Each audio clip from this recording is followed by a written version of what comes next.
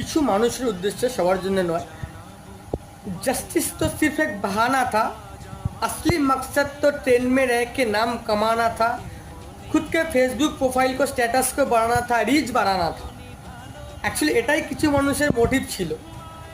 তো তারাই যারা বলেছে উৎসবে নামবো না, উৎসব করবো না, তারা সবার আগে ড্যাং ড্যাং করতে করতে উৎসবে নেবে, সব কিছু করে। অ্যাকচুয়ালি উৎসব বন্ধ করে তো কোনোদিনও কিছু হবার ছিল না। মানে উৎসবের সঙ্গে জাস্টিসের কোনো সম্পর্ক ছিল না আমার মনে হয় না, কারণ উৎসবটা বহুদিন ধরেই আমাদের চলে আসছে। আর মা দুর্গা আমাদের কাছে আলাদা একটা ইমোশন। তো ট্রেন্ডে থাকার জন্য সব কিছুই করছে। অনেক কিছু এরকম ঘটনা আমি শুনি, জানি, দেখি। আর সত্যিগুলো বলে ফেলি বলে অনেকের কাছে আমি খুব খারাপ। অনেক আমার থেকে দূরে চলে যায়, অনেকে উল্টোপাল্টা কথাও বলে। তাতে অ্যাকচুয়ালি কিছু আসে জানা, যেটা সত্যি সেটাই আমি বলি। আর এটাই ছিল সত্যি, জাস্টিসটা কোনো ম্যাটার ছিল না, জাস্টিসটা একটা বাহানা ছিল যেটাকে হাতিয়ার করে ছিল নিজেকে ট্রেন্ডে রাখা, নিজের নাম কামানো এবং নিজের ফেসবুক প্রোফাইল, সোশ্যাল মিডিয়ায় নিজের স্ট্যাটাস মেনটেন করা।